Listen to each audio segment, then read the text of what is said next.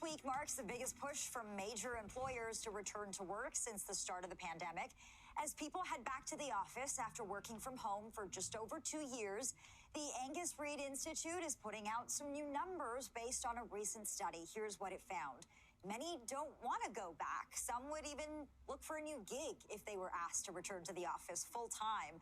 For more on this, we welcome back to CP24 tonight Shachi Kurl, president of the Angus Reid Institute, and business coach Danny Stone. Thanks so much for being with us tonight. Danny, welcome to the show. Thanks for being with us tonight. What do you make of some of these responses? Is it fair to say employees are calling the shots now a little bit? I don't know if they're calling the shots, but I think a lot of employees have been calling for more flexibility in the way that they work for many, many years. And I think the pandemic has really shown us that we have the ability to work from home, to be flexible in the way that we work, and still be productive in our work. Yeah, you know, times are changing. Mindsets about the workplace are changing. I mean, the pandemic has really put things into perspective. How can businesses, employers, stay flexible? Well, I think you can stay flexible by readjusting the way the hours that people work. It's no longer 8 to 4 and 9 to 5. Maybe it's in the evenings or on weekends. And the other thing that we have to be aware of is that we can take advantage of technology. One of the things that we realized over the pandemic is that we can work from home because of the access that we have to technology. And so employers can take advantage of those things to allow people to have more flexibility in the way that they work and have access to information through technology.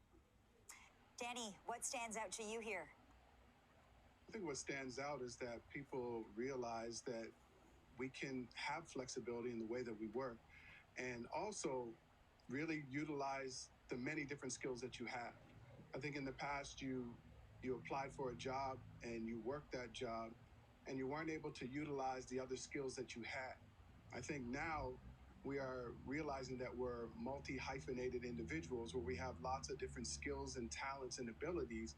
And I think a lot of younger people in particular are looking for ways that they can utilize more of the skills that they have and more of the passions they have within various organizations. And we've been talking about this great resignation over the last couple of months. You know, people are quitting. They have no problem doing that, walking away.